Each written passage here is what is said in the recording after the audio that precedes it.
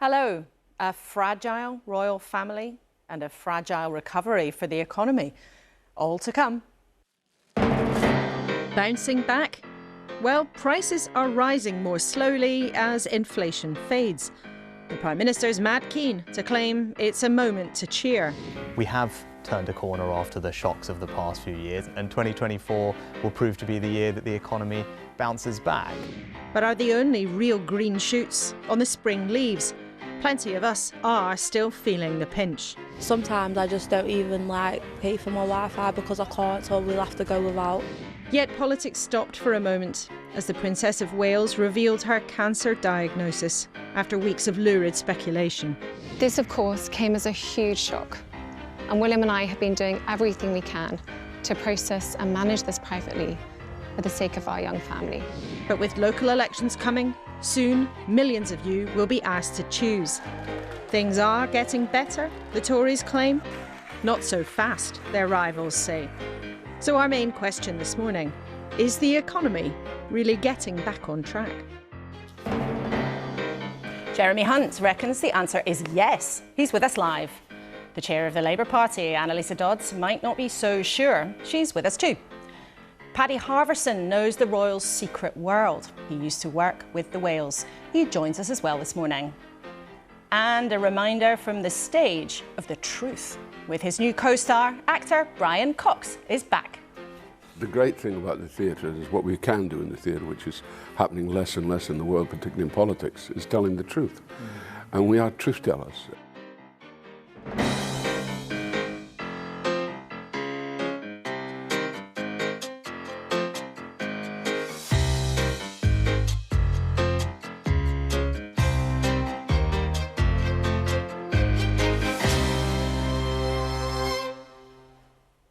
Morning. With me on this busy Sunday, Armando Iannucci, the writer and satirist and of course creator of The Thick of It, Victoria Newton, the editor of The Sun, and Imran Ahmed, who worked for the Labour Party but now is boss of the Centre for Countering Digital Hate.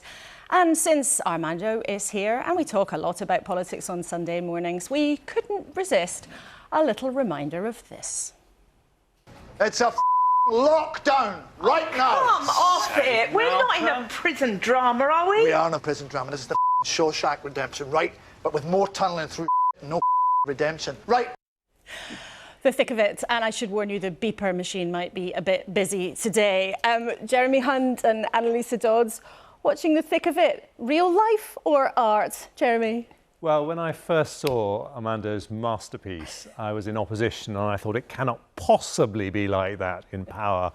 Unfortunately, I think we can all say there are plenty of moments where it's all too true. Goodness me, like a documentary. Anneliese, what did you think when you watched that those years ago? Yeah, I would say actually I've found politics to be much less glamorous than it's reflected as being in The Thick of It, but it is probably a bit more good-humoured as well, but certainly not as funny as the programme. Well, The Thick of It actually is still on the iPlayer and always worth a watch. But let's crack on with what's making the news today. The Prince and Princess of Wales dominate nearly all the front pages. They said last night they've been enormously touched by the messages they've received following Catherine's cancer diagnosis. The Sunday Times, interestingly, says the royal couple would like social media giants to change after conspiracy theories spread online about her health. We'll talk a lot about that today.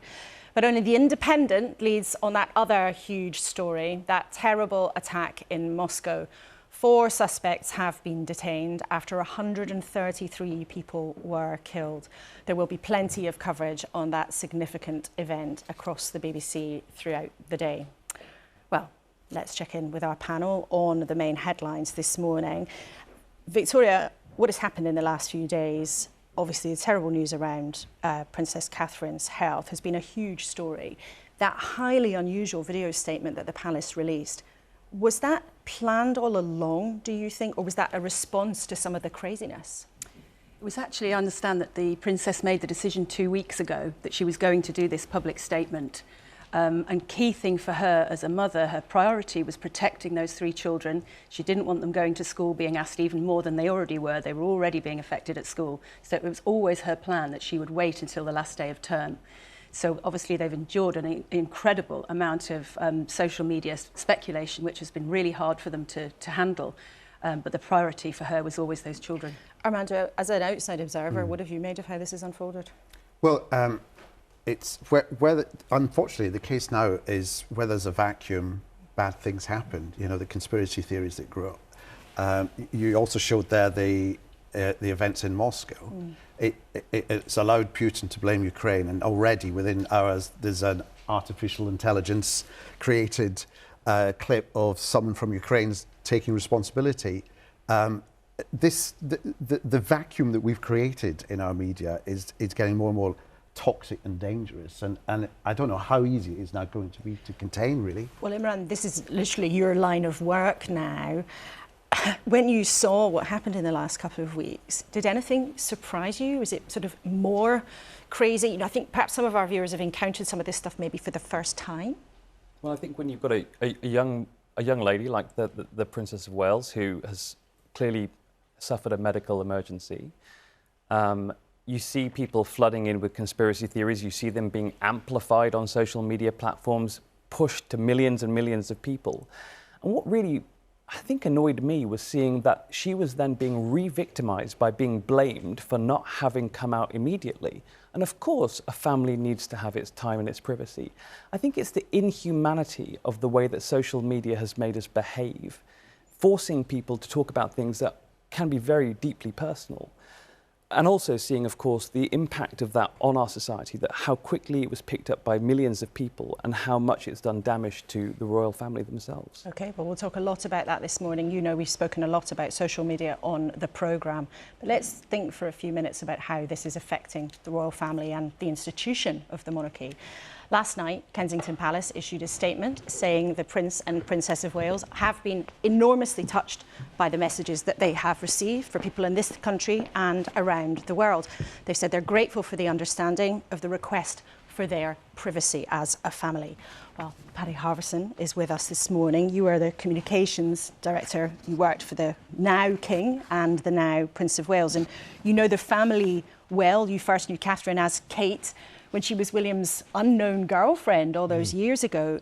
How do you think they'll be coping as a family with all of this? I think actually better than probably people realise. They're very strong, both as a couple and individually. I remember when I first met her as Kate, every now and then when she was being hounded by the press, she'd ring me up in the middle of the night saying, "Paddy, I don't want to bother you, but there's paparazzi outside or there's men in a car chasing me around London." She always had this sort of great strength, and she didn't want to make a fuss about it, but she felt she needed help. So I'm confident them as a couple and individually they'll get through this. We heard there from Victoria that the decision to make a statement like this was made before the sort of frantic speculation on social media. Who do you, though, so I suppose, point at for creating this situation, creating all of that pressure? Do you think the mainstream media made it worse while social media was sort of doing its crazy thing? Well, it feeds off itself. It's a sort of permanent doom loop, and it's the worst I've ever seen. Really? Yeah, absolutely. And I've been in the media all of my career. So I just think it's partly that what frustrates me, and I've heard the word vacuum, and I understand why people say that. But what we need to think about this is time. They're a family. They're just really a bit like you and I. Lots of families have dealt with this. And what do families need when they're facing cancer is time.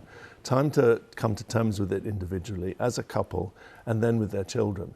And that took quite a bit of time. And so in that period, they needed to be quiet. They needed to be able to process this, as the princess has said.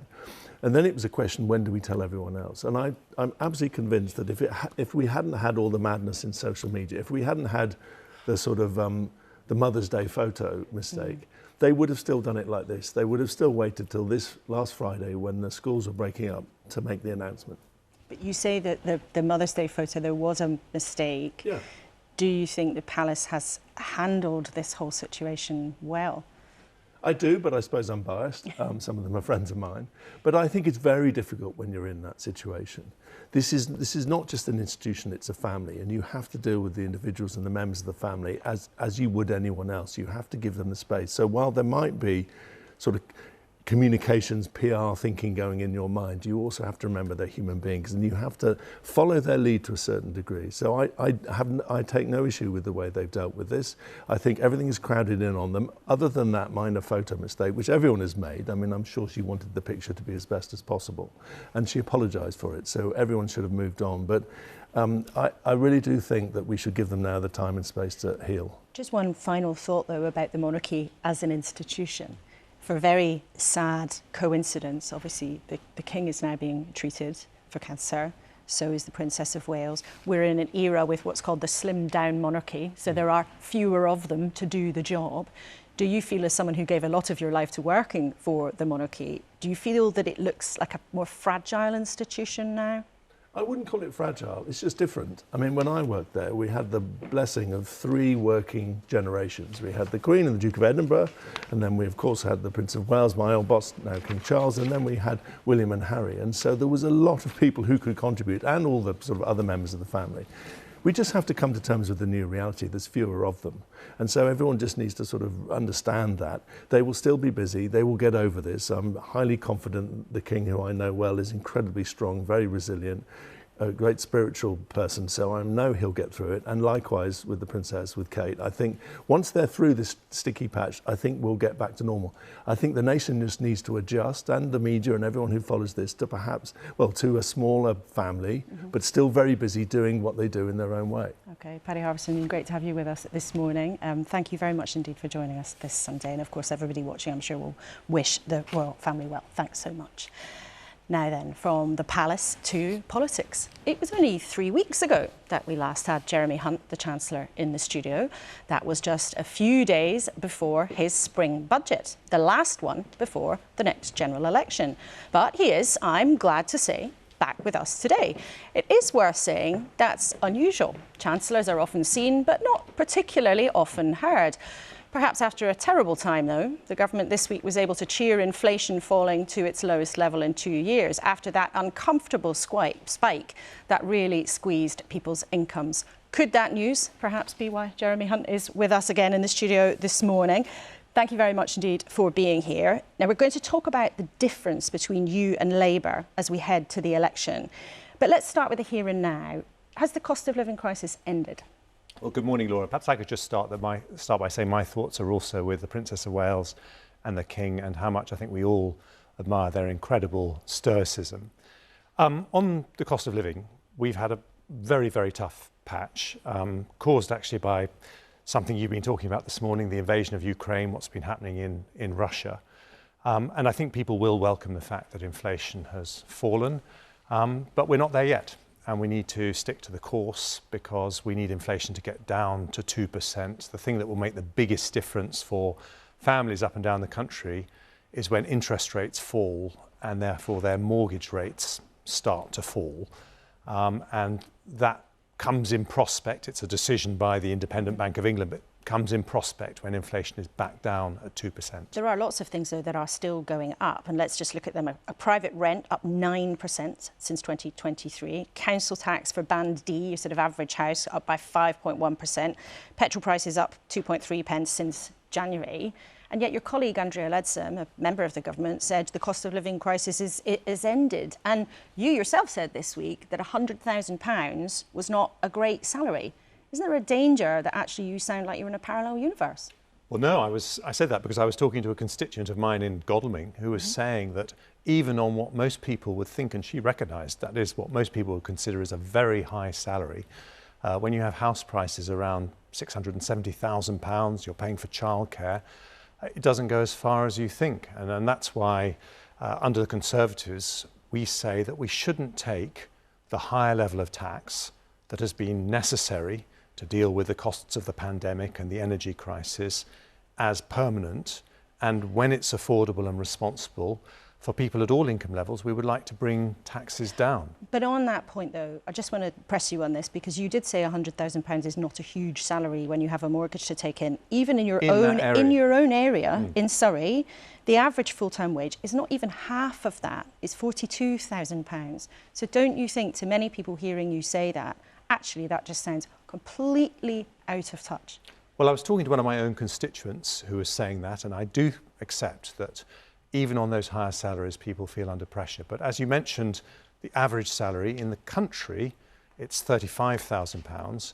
And what did I do for people on £35,000 in the budget? I've reduced their national insurance contributions by £900 in the next year. What did I do for people on an even lower salary, the national living wage, the lowest legally payable wage?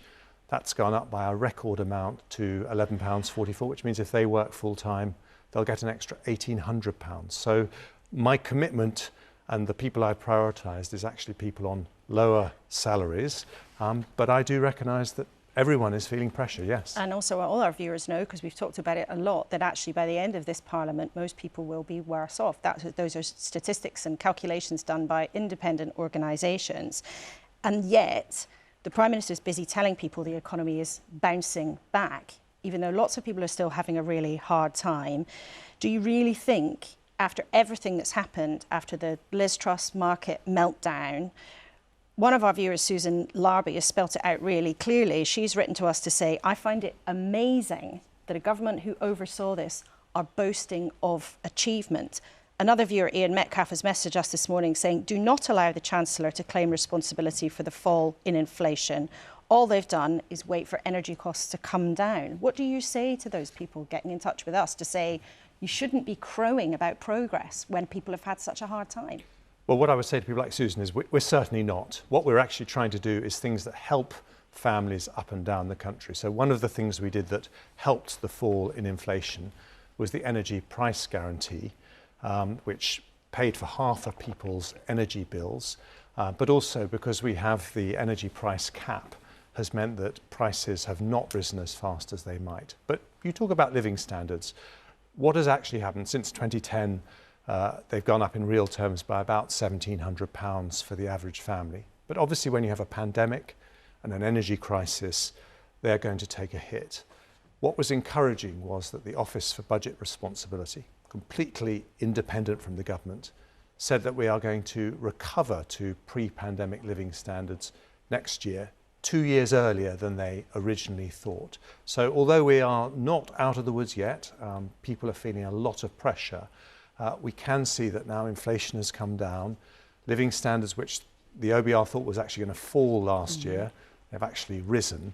We can see that we are turning a corner, but we need to stick to the plan we've got because it is beginning to bear fruit. But we've seen this week, and you can see what you're trying to do politically here. You know, the Prime Minister says, the economy is bouncing back. You are trying, perhaps in a slightly more subdued way, to emphasise that things are turning. But do you really think that the public is ready to hear that when people have been so hard pressed? We hear it every week from viewers that inflation was so high, and when it was so high you said that's not down to us, that's because of Ukraine. Now it's coming down. It does sound like you're asking for credit.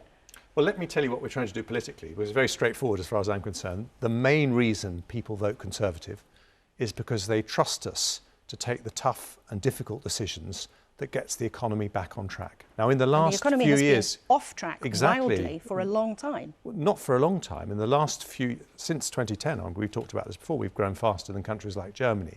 But yes, in the last 3 years, we had a once-in-a-century pandemic. We had a 1970s-style energy shock. And what they've seen from this Conservative government is that we've taken the really difficult decisions. I think the first time I spoke to you, the first interview I gave after I became Chancellor, I had to put taxes up, very difficult for a Conservative Chancellor. I had to cut back public spending plans. And those very difficult decisions, what they expect from a Conservative government, we can now see they're bearing fruit. But those difficult decisions were taken by you as Chancellor because the person who sat in your chair before you had made huge unfunded tax cuts that sent the markets completely crazy. Well, that was a mistake, but that was corrected very quickly. And in fact, in terms of the markets, they reflected that correction very quickly. The reason why inflation was 11.1% when I took over is, I'm afraid, because Putin decided to invade Ukraine, and that caused a global energy crisis. And that's in common with countries like America, France, Germany. We've all felt the impact of that.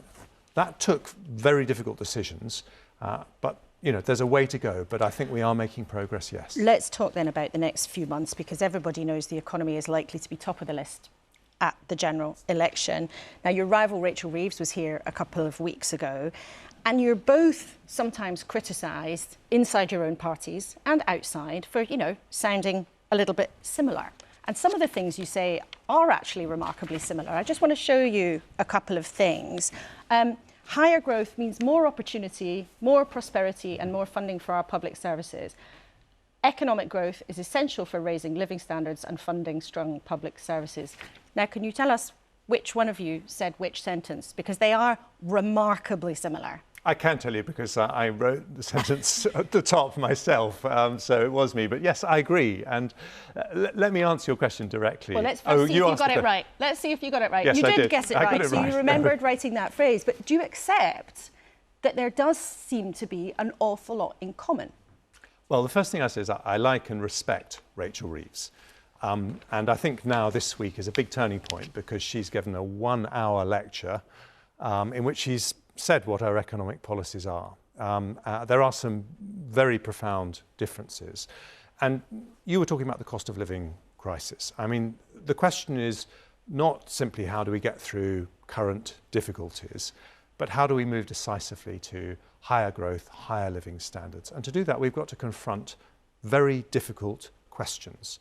And I would say there are probably 3 that we need to confront. I don't think Rachel has confronted those this week. Let me give you one. If we're going to grow the economy, that means businesses are going to hire more workers. Is that going to come from more migration or making work pay with the 6 million adults of working age who are not in work and not at university? Now, she didn't mention welfare reform or controlling migration once in over 8,000 words of a speech. We have introduced free childcare. We've changed the rules on pensions so that people in their 50s want to carry on working. Mel Stride's plans to bring people back into work will help 1 million people back into work. Making work pay is a profoundly important part of the economic change we need to see. And we'll speak to Anneliese Dodds from Labour later, but are you saying if there's a big difference on welfare, which you are saying, do you believe actually you can make it harder for people to claim benefits then in order to get them back into work? I think it's a mixture of carrot and stick, but Labour have actually ruled out sanctions.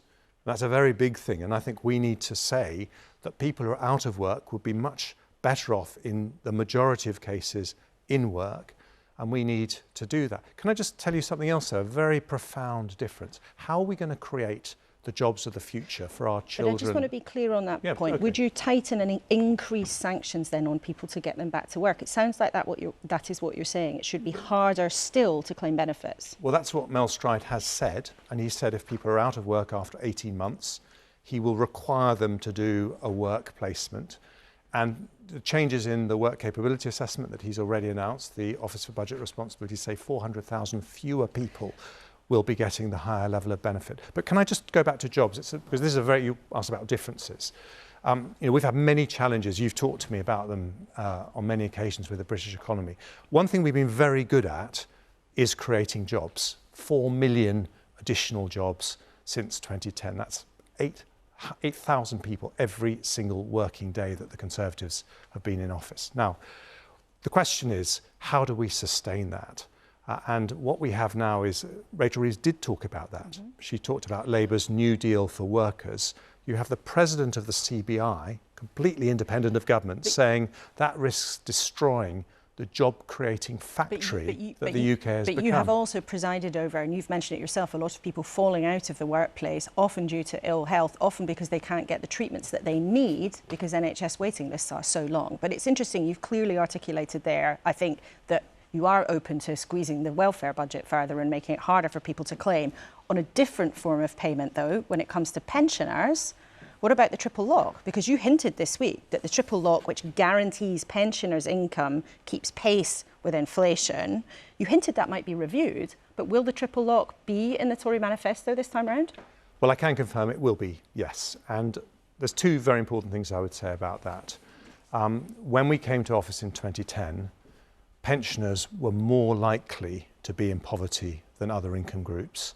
Now, because of the triple lock that we introduced, they are less likely to be in poverty. And I think that's a very important social change because unlike adults of working age, pensioners can't work, they've retired. And so we need to respect that. But the second thing I would say is that is an expensive commitment. It's a very expensive and you commitment. can only, and you can only make that commitment if you're confident that you're going to deliver the economic growth that's going to pay for it. And what we saw in the budget was, because we have a plan for growth, the OBR say that we will get back to 2%-ish growth over the next few years. And that means that we can start to make that very important commitment. But I want to be completely clear on this. You've said it will be in the manifesto, the triple lock. Will it be in the Tory manifesto that it will be in place to protect pensioners' incomes for the whole duration of the next Parliament if the Conservatives were to surprise the polls and actually turn things around?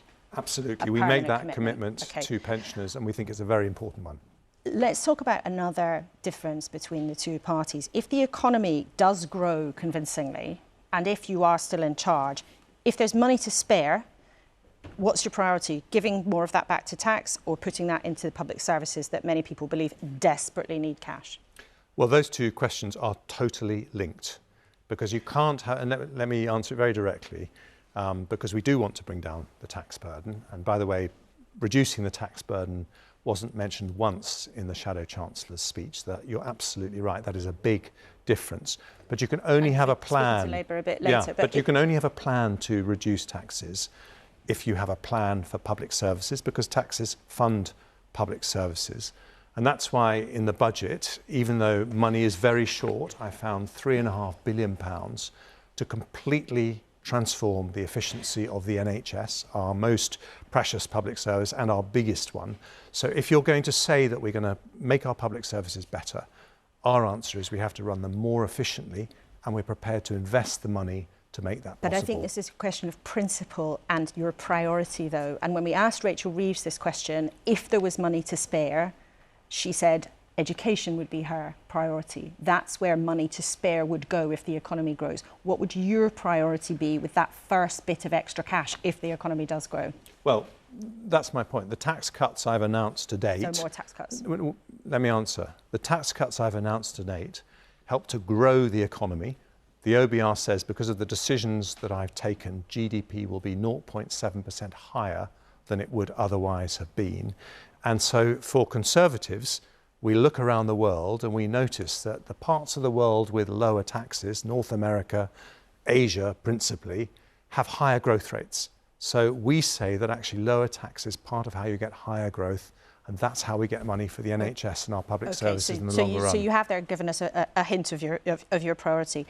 Whatever the big principled issues around tax and welfares are, whoever is in your job after the next election is going to have to deal with some very big unpaid bills, whether that's compensation for people who've been caught up in the infected blood scandal, whether that's people who were caught up in the Horizon scandal at the post office, or this week, the decision from the Parliamentary Ombudsman to say WASPy women who did nothing wrong, who didn't get the pensions that they expected, they must be compensated, and the government should do that.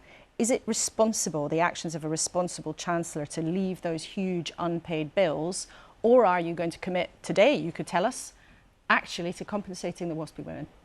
Well, we are not pushing those very, very difficult challenges to the right at all. When it comes to infected blood, we've been absolutely clear we will pay compensation. It's a terrible, terrible scandal. It's gone on for far too long, and we're waiting for the report to be delivered on May the 20th. When it comes to the Horizon scandal, I've had a constituent of my own in Farncombe who is terribly affected by it. We absolutely will pay compensation. We're changing the law to make that possible. With the WASPy women, it is genuinely more complicated. And the reason is this, that we had the Ombudsman's report on Thursday, but we've also had a report from the High Court and the Court of Appeal in 2020 that says that the Department for Work and Pensions behaved completely within the law and didn't discriminate. So it appears to say something different. And we do need to get to the bottom of that apparent difference between the two. So for those people watching, they're still going to have to wait even after years? Well, I hope not. We want to resolve it as quickly as we can, but there's no secret vault of money. The money that we would pay in compensation has to come from other taxpayers. So we do have to take time to get this fair. Okay, Jeremy Hunt, thank you very much indeed for being in the studio so soon after the last time, but it's always great to have you with us. And Pleasure. later in the programme, we'll be talking about the economy with Labour's Anneliese Dodds. Well, let us know what you thought. You can always email us. You know we read them, and then sometimes use your excellent questions, Kuenssberg@bbc.co.uk, or if you're social media inclined, you can use the hashtag BBC Laura Kay on Instagram or on X. And you can sign up to our new newsletter, bbc.co.uk/Laura Kay newsletter. As if that could all be enough. Goodness me. Right, Jeremy Hunt, there. You can hear, perhaps more subduedly than some of his colleagues, Victoria, he was trying to say, look, things are on the turn. Do you think the government will get any credit for what are perhaps some of those mythic green shoots, or at least it seems the economy's stopping getting worse?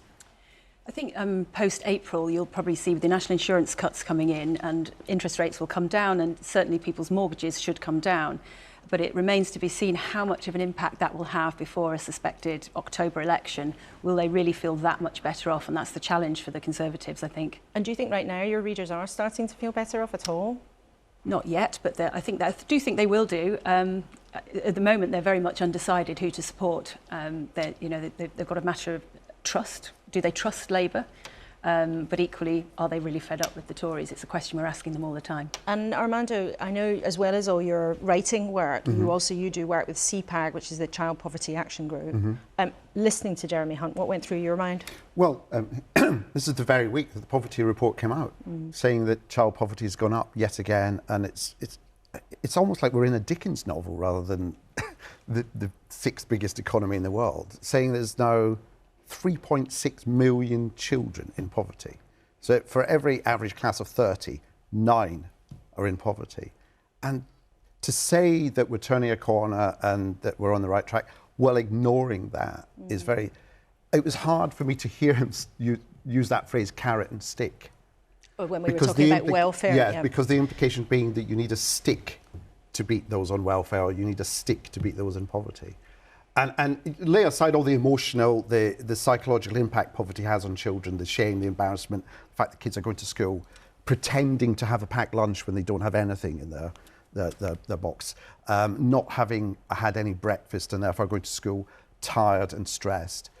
Lay all aside that, it actually helps the economy, the fewer people we have in poverty, because it has the hugest impact on our other services, education, children's services, health, unfortunately, the legal system, the more people who are in deprivation.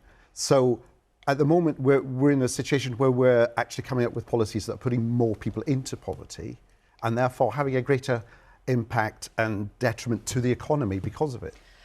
Imran, when you look at this political situation, you used to work in Westminster, how do you assess what's going on? Because the economic debate is absolutely the forefront of things in this country. It is everywhere. I know you're in the States now. How do you assess the situation? Look, I still run an organisation which has 20 staff in the UK, and last year was really difficult having to deal with inflation pay rises for everyone. We're a non-profit, and that makes it even tougher. So, of course, this is good news for us. And it's good news for my staff as well, because, of course, the cost of living crisis has hit them. I think the observation you made that he was very subdued, I've often found with politicians, the more frenetic they get, the more likely they are to be covering up really bad news with high energy. And I do think that he was delivering good news, but it is still a party that has delivered a lot of chaos in the last few years. We've had 4 prime ministers since I left the UK, and that's frankly bananas. So I think that many people will be sitting there going, yes, great news, fantastic, but I'm not sure if the nation trusts them to continue to govern this country and for this not to revert to the chaos that we saw in the last few years. Victoria, what do you say to that? Well, yes, there's no doubt that the nation doesn't want to see another Prime Minister before an election. That's loud and clear. That would be absolute insanity. But the fact that they're even discussing it, if only to dismiss it, the fact that it emerged as a light bulb moment in 1 or 2 Conservative MPs, why don't we get rid of this Prime Minister? The public just would be infuriated by that. That would be total madness. But I think it's important that we give credit to people when they've done the right thing. You know, he said that he'd bring inflation down. They brought inflation down. And one of the things about politics is that we can be very cynical at times about its inability to deliver what we need. But I know from my work that this Tory government delivered the Online Safety Act, for example, which has made substantial leaps in bringing more safe safety to social media platforms once Ofcom gets going. And here that the Chancellor has delivered that reduction in inflation. You know, everyone should say thank you. I mean, I feel like saying thank you very much, Chancellor, because I think that they have done a good job on that. OK, well, let's talk about the other big story that we talked briefly about at the beginning, and then we spoke to Paddy Harvison, who clearly, Victoria, in his view, yes, social media has acted in all sorts of crazy ways. It's been a bit like the Wild West, but he was also clear that the mainstream media has played a part in creating some of the frenzy. Now, a couple of weeks ago, you published this front page, I think, which said, "Lay off Kate." We can show it, I think, to our viewers. Maybe it'll pop up in a few seconds. There it is. So you were, sending that message, basically saying, leave her alone. But then your paper obtained, and I think paid for, footage of her out shopping in Windsor with William. And then today you've got 9 pages in your Sunday edition all about the story. So isn't that a contradiction? I don't think so at all. No, I was really moved the day of the Photoshop fail when the whole world was attacking her. I just thought it was outrageous. This poor woman was clearly ill and was so desperate that she tweaked a photo, minor tweaks, to make it look a little bit better. So that's why I did that front page, and it was really important. It then changed the narrative. A lot of the rest of the media then started saying, back off Kate. So I don't accept what you said earlier. In terms of reporting the fact that they went out to the Windsor farm shop a few days later, they knew that if they went out there in public, mingled with members of the public, they would be seen and potentially photographed, because everyone's got a camera phone now, and that's how it happened. It wasn't a photographer, it was a camera phone. And of course, I was in discussions with the palace all along with that, and there was no problem with us running those images, and it kind of felt that the nation was desperate to see her. How do we get around that problem that, the Photoshop story came out, and it was then picked up by the likes of, the BBC. It was the main headline on the BBC. Absolutely. Can I also just point out that the BBC also used the video that we obtained of them going to the farm shop. So it's a tad hypocritical to be. What do you make of this? There is this situation where there's huge public interest, but also then people say give them privacy. I mean, it's a very, very difficult balance, isn't it? It is difficult, but it's an impossible situation that, they're put in that we expect them to be normal, and yet we expect them to be special. We expect them to be upfront and open, but we also like them to feel a little bit kind of distant and on a pedestal. And it's our problem, really, because we come at them with a confused set of expectations. And that has always been, for decades, that has been the issue, and that sort of contradiction. But now there is this new element with the online world and what happens on platforms like TikTok and X. Now, Imran, this is your line of work. So tell us how this works, because we've seen, interestingly, reported this morning that the Waleses would like social media companies to do more to stem the tide of things that are untrue. So what is really going on when we get this kind of frenzy? Well, I mean, underlying it is a basic truth about the way that social media platforms work. Their algorithms, the way that their platforms work, is that they take the most controversial information and they push it to the front. They push it to the top of our timelines. You're not really seeing what 1 billion people are seeing on social media. You're seeing a curated feed created by an algorithm which is set to rules set by those platforms, which is designed to be as addictive as possible. So it's actually promoting controversy, it's promoting conspiracy theories. It promotes hate, not just because people agree with it, but also because they disagree with it. So what you often get is this effect where what gets the most promotion is the stuff that people go, that's utterly bonkers. Why on earth are you saying that? And what that does over time is it starts to present more frequently these conspiracy theories. There's something in our psychology called the illusory truth effect. The more frequently we see something, the more likely we think it is to be true and popular. So what we've seen is that this sense that everyone is coming up with conspiracy theories about X and about Princess Kate. One of the warnings I would give to the media in particular is please don't keep saying that's what everyone is saying. Social media is not the vox populi, nor is it a safe and clever place to get information from. Actually, it can be deeply distortive as a lens on the world. And these companies and the people who run these big companies like Facebook and X and so on, they are rich enough and powerful enough to be able to sort it out. They can afford to sort it out. But just to make the point, it's not just, of course, conspiracy theories about Princess Kate. It's also conspiracy theories and lies about Jews post-October the 7th. We've also seen it again and again and again, actually causing real harm. The eating disorder and self-harm content that CCDH studies, actually all of these are given the advantage by the way these algorithms work. They could do something about it, they choose not to. Well, we've talked a lot about that issue in the studio, and maybe we'll have a bit more chat about it at the end of the programme, but all three of you, thank you very much indeed for now. Now, he was not in the thick of it, but Brian Cox, no stranger to our studio, did dominate all our screens as the brutal businessman Logan Roy in that epic drama Succession, nominated for another Gong, a BAFTA, just this week. But his latest project is on stage in another unhappy family saga alongside co-star Patricia Clarkson. I met them during rehearsals and asked why their new version of the American classic Long Day's Journey Into Night is worth a watch today. Well, it's about dysfunctional families. And it seems to me that families since the 1950s have got even more dysfunctional. Oh, yes. So I think that's one of the things that's very easy to identify with. I mean, it is. It's about, you know, traumatized people, addiction, which everyone faces in their family. Many. Love and forgiveness, which is sometimes the hardest emotions. It was also a play that was extremely difficult for him to write. He was in a lot of pain when he wrote the play. And it was a late play. It was the second last play he ever wrote. But this play, apparently his wife used to say he would come out of his study and he'd just be weeping. He would just be in a terrible state. But that's what we do all day. Yeah, we do that every day. I mean, I cried yesterday for about 8 hours. Yes, you did. No, I had a lunch break. Okay. You did.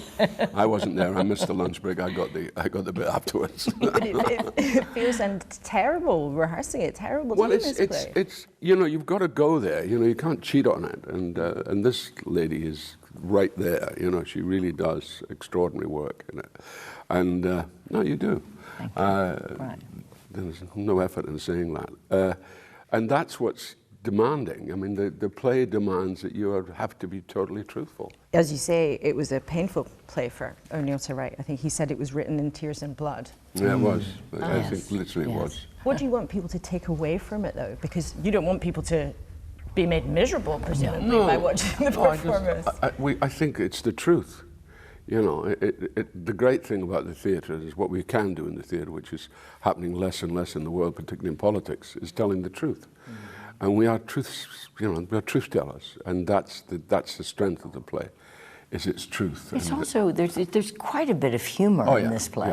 And we are finding that, you realize I've got him, gorgeous him, and our two beautiful sons, and they're Welsh and Irish. You know, there's a tremendous, there are moments in this play that will lift you. Yeah. And you will fall again, but... No, it's a roller coaster. It's a roller coaster. But it's also what the theatre needs to be. It's not just a question of the fact that it is daunting and it's everything we talk about, you know, in the negative. But in the end of the day, it's actually an extremely positive experience because it's what the theatre needs and what the theatre wants. And that's why it probably is, you know, arguably to some, the greatest American play ever written. It's interesting you say there it's what the theatre needs. Actually, in the last few weeks, we've talked to some of your fellow actors about what theatre should be. And Ray Fiennes said, for example, that we should get rid of trigger warnings because people should be shocked. People should be shocked. They should be involved. They should be tested. Absolutely. But in terms of the theatre and it demanding things of the audience, there is, you know, sometimes concern, particularly in the West End, that too many just hugely famous people are sort of, you know, dropped in to theatre in order to sell tickets. And, you know, some people are happy to pay £300 to see Sarah Jessica Parker on the stage. Some people don't have £300 to spend on that. But there's a director, Jeremy O'Harris, the writer of Slave Play, has criticised the casting of celebrities in plays, saying it's a sort of Disneyfication of theatre. Well, it depends what you mean by celebrity. Yeah. I mean, it's people who've earned their spurs as actors, you know. I mean, I've done a fair amount over the years in the theatre. And Sarah Jessica Parker's done tremendous amounts of theatre. And she's fabulous. I mean, she should be starring in a play. Yeah, it's a kind of nonsense in a way, you know. Celebrities, they don't even know half the journalists don't know what the they're talking about most of the time, quite frankly. They really don't. They really don't. They just, they make it up, you know. It's like easy copy. You know, oh yeah, celebrities. What does that mean?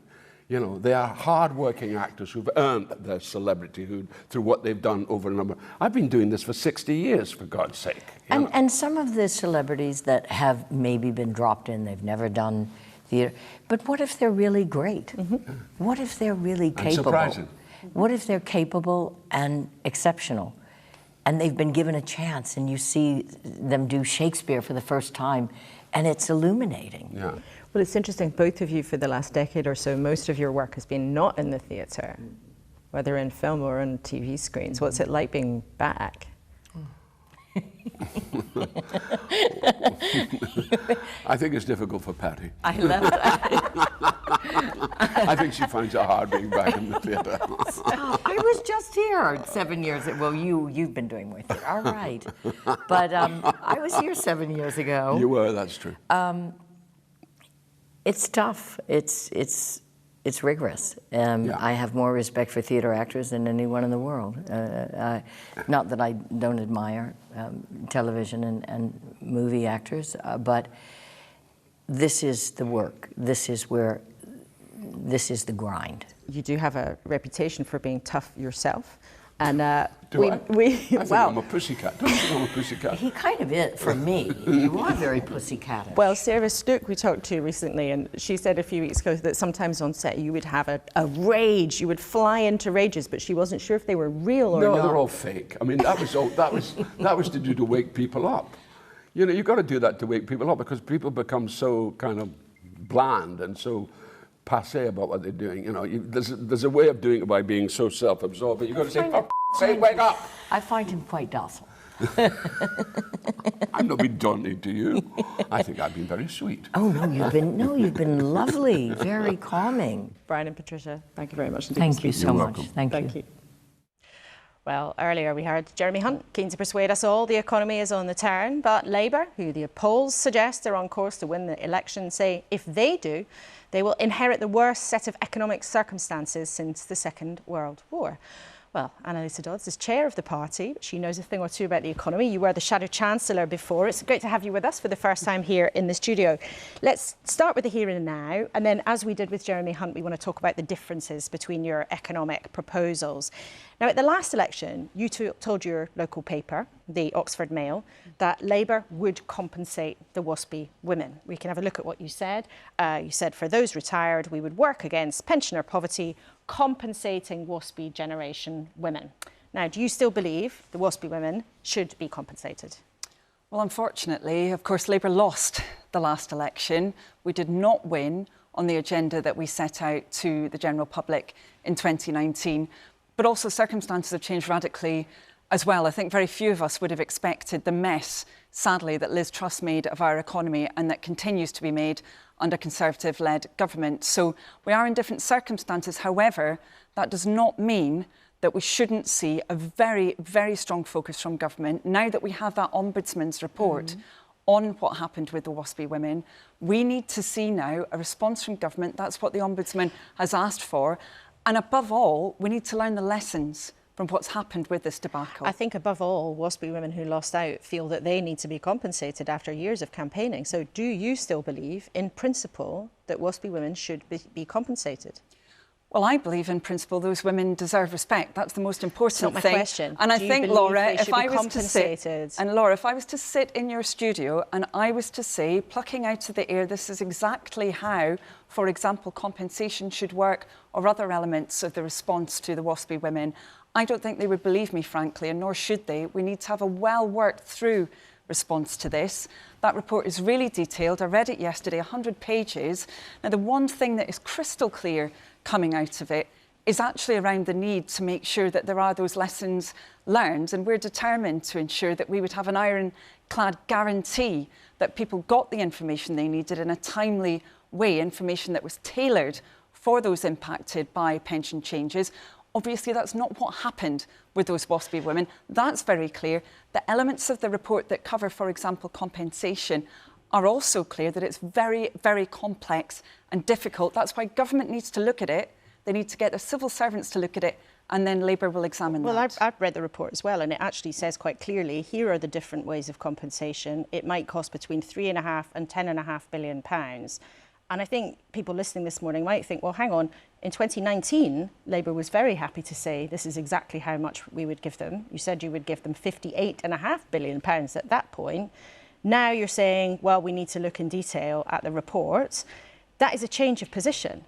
And some of our viewers might think, actually, is this going to be another thing that Keir Starmer's Labour Party is going to ditch? Like he ditched the promise of free tuition fees, like he ditched the idea of getting rid of the cap on families, the 2-child benefit cap, or, you know, ditching the nationalisations that you promised in 2019. Is this another thing that's going to be junked? I think actually viewers expect an opposition party on an issue of this significance to look at it really carefully. So you didn't not to in be just sitting in a 2019? television studio.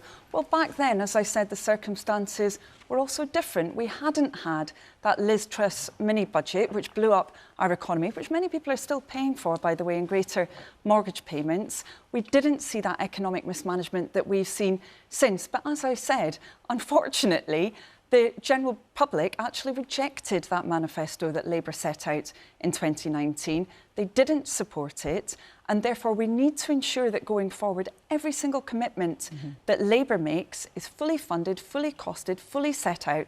But we also need to make sure that those women are treated with respect.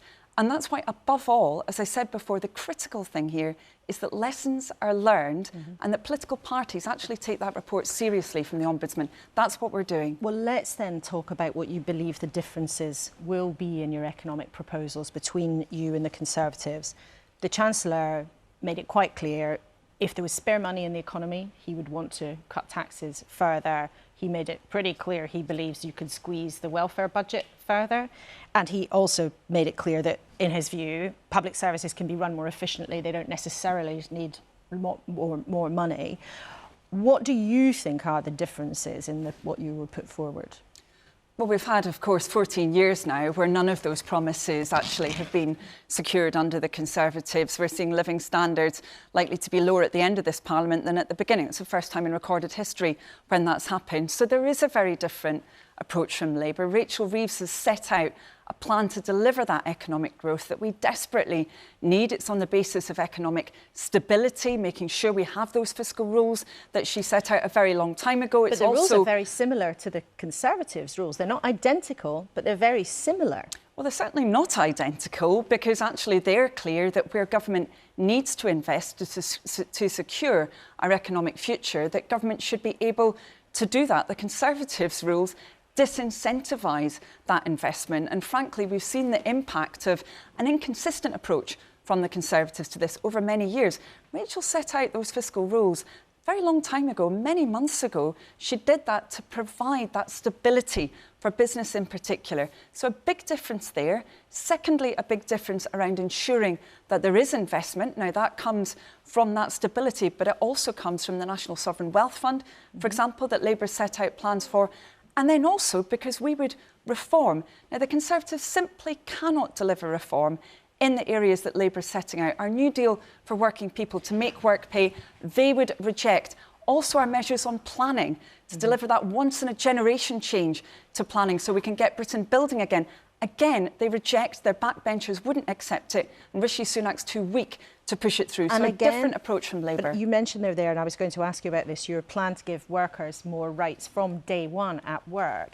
Now, you'd expect the Conservatives to criticise it, but there has also been concern from some business organisations, some businesses themselves saying, hang on a minute, this is going to cost us an awful lot of money. We might not be able to afford it. And even Lord Mandelson, in your own party, has cautioned you to think very, very carefully about doing something as big. How do you answer the fact that some businesses might just say, do you know what, this is just going to add cost and then we'll be able to hire fewer people and it would backfire?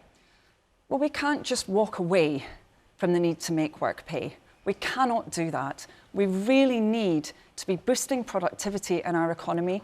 We need to be getting more money into people's pockets, and we need to ensure that we've got far better conditions for innovation. If we don't have that new deal for working people to make work pay, we're just not going to be delivering on those areas. We're not going to be securing the economic growth that we need to see. Now, Labour is a pro-business party and a pro-worker party. Both need to go together. That's what we set out in that New Deal. We're going to continue discussing it with business, with trade unions, with working people, as you would expect, because we need to make sure that living standards and economic growth are on a far stronger footing than they've been over the last 14 years. So continuing to discuss it suggests there might be a little bit of wriggle room over the plans. But finally, Jeremy Hunt said clearly the triple lock will be in the Tory manifesto. Yes or no, will it be in the Labour manifesto? We'll set out those plans for our manifesto Okay, in so not detail. yes or no, However, no we don't want them to be threatened by that £46 billion black hole that, unfortunately, Jeremy Hunt has threatened with the national insurance changes he's proposed. Anneliese, it's been great to have you with us in the studio for the first time. We'll hope you come back again soon. Now, we are nearly at the end of the show, but here's a quick reminder of our conversation with Jeremy Hunt earlier, when he did commit to the triple lock on pensions being in the Tory manifesto. Well, I can confirm it will be, yes. And there's two very important things I would say about that. When we came to office in 2010, pensioners were more likely to be in poverty than other income groups. Now, because of the triple lock that we introduced, they are less likely to be in poverty. Now, I think that is going to be a huge part of the election campaign to come. Armando, I've got to ask you, if you were writing a satire of politics now and maybe the election long campaign I think we're already in, what would you call it? Oh, gosh, it wouldn't be I stopped doing the thick of it when politicians liked it too much. So, I think I'd call it something like "Really?" ? Because, you know, reality's taken a bit of a knocking recently with so much fake stuff around that. I think it's about getting to the bottom of what people are actually saying and whether it actually stands up and stacks up. And we try our best in the studio every Sunday. I'm not sure we always 100% manage it. Just to go back to one of those concerns we were talking earlier about things that are fake circulating on the internet, becoming part of our politics. I mean, as the editor of a big publication, Victoria, how do you deal with that? And are you worried actually about the amount of fake stuff that now is generated? Yeah, I mean, look, we employ lots of journalists to separate the fact from the fiction, and we check everything as much as we can, as do the BBC. You know, it's an expensive team of journalists that does that very, very well. That's why we're much more trusted and should be than social media. Imran, in terms of where this goes next, though, what are your concerns? And I have to also ask you, if people aren't aware, your organisation at the moment is in a legal battle with Elon Musk, one of the richest men in the world. I mean, it does seem that this is a whole new battleground. It is, and it's a very unclear battleground, and that's part of what we do as an organisation, is that we bring clarity to things that actually platforms are really trying to hide from us, how their content enforcement rules work, how their algorithms work. The research that we did into X that caused Elon Musk to sue us was that we looked at how many times people used extreme anti-black, anti-Jewish, anti-women and anti-LGBTQ plus terms after he took over. The use of the worst anti-black word tripled in the month after he took over compared to the year before. And when that went on the front page of the New York Times, it lost him $100 million of advertising, and he sued us. That's why we need statutory transparency. Now, look, we've got an Online Safety Act, but we don't have online transparency yet. And we need a statutory access pathway for researchers. OK, well, X, for their part, have said about this case that CCDH, your organisation, is in favour of an ideological echo chamber that conforms to your favoured viewpoints. We might see how that legal case is resolved in the next few days, I understand. A final word from you, Armando? Well, Victoria was talking about how fact-checking costs money. So governments of whatever hue should stop trying to take money away from our public service broadcasters like the BBC or threaten privatisation on Channel 4. Because, as we say, if we want something that we can trust, it does have to have substance and resources behind it. OK, well, we've had lots of substance and also lots of great conversation from you three this morning. Thank you all so much for being with us. Thank you to you, of course, most of all, for watching. I think we have heard this morning our politicians sketch out some more of the contrast between the two big parties when it comes to the economy. They maybe in some ways are not a million miles apart when it comes to sorting out the current mess. They do have similar rules on getting down the country's debt, but you can see the outlines of their different instincts that they would have for our futures. How they fill in the blanks is the work of the next few months to come. Remember, you can sign up to that newsletter that pops into your inbox every Thursday if you fancy it. You can always watch anything again on the iPlayer, including the thick of it from Armando. Or I'll catch you later on BBC Sounds with Paddy O'Connell a bit later today. And if you are traditionally inclined, I will see you next week right here, same time, same place.